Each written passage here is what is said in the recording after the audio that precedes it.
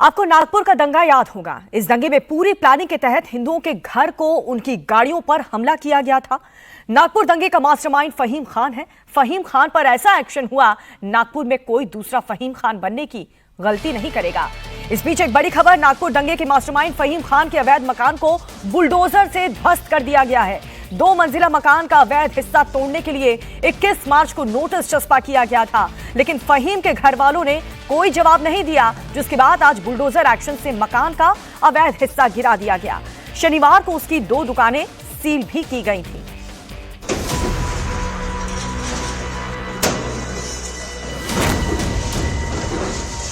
नागपुर दंगे के मास्टरमाइंड फहीम खान के घर पर बुलडोजर एक्शन हो गया।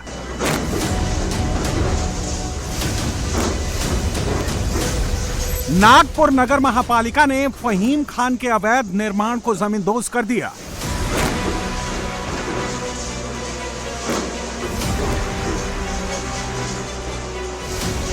पहले प्रशासन ने पूरे इलाके की घेराबंदी की, भारी संख्या में पुलिस कर्मियों को तैनात किया। उसके बाद फहीम खान के घर की बिजली काटी गई।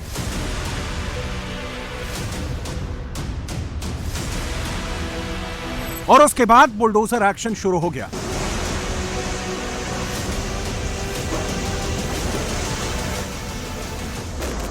नगर पालिका का पीला पंजा सबसे पहले फहीम के घर के बाएं हिस्से पर चला।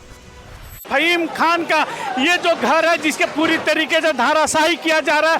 17 तारीख को नागपुर में जो हिंसा हुई थी, उसके मास्टरमाइंड के रूप में फहीम खान का नाम दर्ज किया गया है। इसके ऊपर देशद्रोह का मामला दर्ज किया गया है। अभी फहीम खान को पुलिस ने पुलिस कस्टडी में है। ये पूरी तरीके से फहीम खान का घर है, जो कि अवैध रूप से बनाया गया है। थोड़ी देर में फहीम खान के अवैध मकान का नामो निशान मिट गया।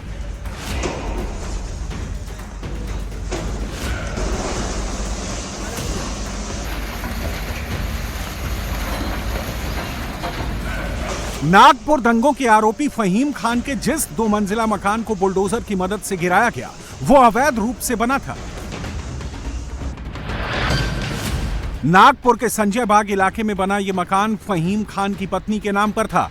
86.48 वर्ग मीटर में बने इस 2 मंजिला मकान को बनाने की इजाजत नहीं थी। मकान बनाने के लिए बिल्डिंग प्लान की मंजूरी नहीं ली गई थी।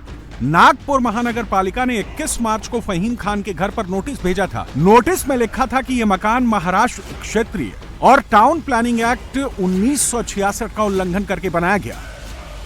कंप्लेंट बोले तो अनधिकृत बांधकाम जो है इनका, उसके जांच की हमको आदेश थे, उसके हिसाब से हमने जांच की है बाकायदा। फिर उसको MRTP एक्ट 53(1) के हिसाब से नोटिस दिया गया 24 घंटे का।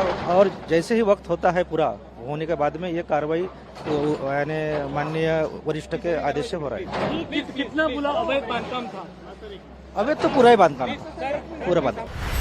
महानगर पालिका की नोटिस से साफ था कि अगर अवैध निर्माण नहीं हटा तो बुलडोजर चलेगा, लेकिन फहीम खान की तरफ से नोटिस का ना तो जवाब दिया गया और ना ही अवैध निर्माण हटा। नोटिस की डेडलाइन खत्म होने के बाद नगर पालिका की टीम ने अवैध निर्माण को बुलडोजर से गिरा दिया।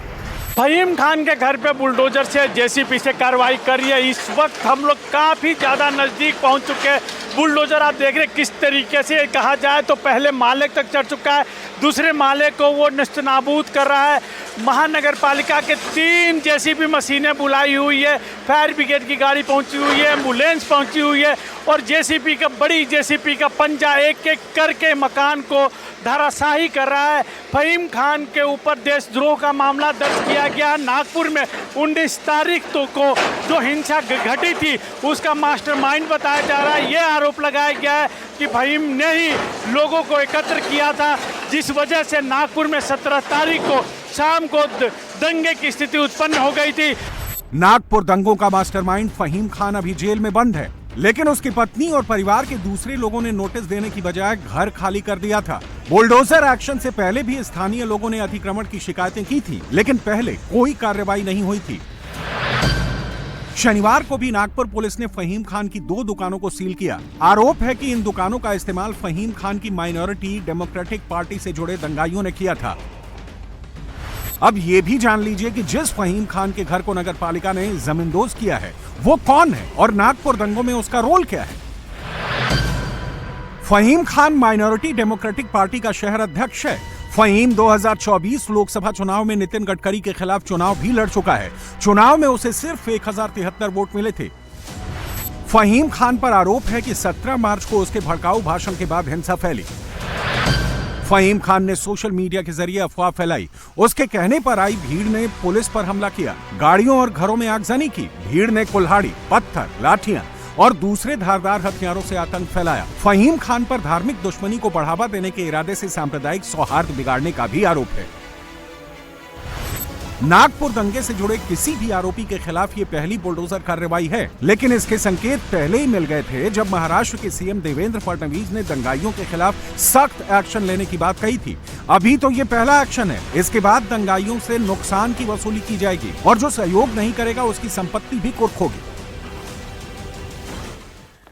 नागपुर दंगे में मास्टरमाइंड फहीम का इलाज किया जा रहा है। जो दूसरे दंगाई हैं फहीम के साथ हैं, उन पर भी एक्शन शुरू हो गया है। नगर निगम की यह कार्रवाई महल इलाके के जोहरीपुरा में हो रही है। नागपुर दंगे के आरोपी मोहम्मद यूसुफ के घर पर यह एक्शन हुआ। इस गली में बुलडोजर नहीं पहुंच सकता था, इसलिए नगर निगम के कर्मचारियों ने हथौड़े से अवैध निर्माण को तोड़ दिया। मोहम्मद यूसुफ शिवाजी प्रतिमा चौक के पास हुए हिंसा का आरोपी है। नागपुर नगर निगम ने अवैध निर्माण को लेकर के पहले ही नोटिस दे दिया था, अब उस पर भी एक्शन हो गया है। 17 तारीख को नागपुर में ही हिंसा के जो आरोपी है उनमें से 48वें नंबर के आरोपी यूसुफ शेख के घर पे ये कार्रवाई की जा रही है। कुछ अनधिकृत तौर पर जो निर्माण कार्य हुआ उससे हथौड़े से उसे ध्वस्त किया जा रहा है। ये जो आरोपी है जिनके घर पर जिसके घर पे ये कार्रवाई की जा रही है, बुलडोजर यहाँ तक नहीं पहुँच सकता, तो हथौड़े से पूरे जो अनधिकृत रूप से जो यहाँ पर निर्माण कार्य किया गया उसको ध्वस्त किया जा रहा है। महानगर पालिका और पुलिस प्रशासन यहाँ पे पहुँचा हुआ है। 2 मंजिला इमारत है, नीचे पार्किंग है। पहला और दूसरा जो बालकोनी का जो क्षेत्र है, जो नक्शा जो बना गया महानगर पालिका द्वारा जो पास किया गया, उससे ज़्यादा का हिस्सा जो है वो नक्शे में जो हिस्सा नहीं है उसको महानगर पालिका के कर्मचारी इसको तोड़ रहे हैं।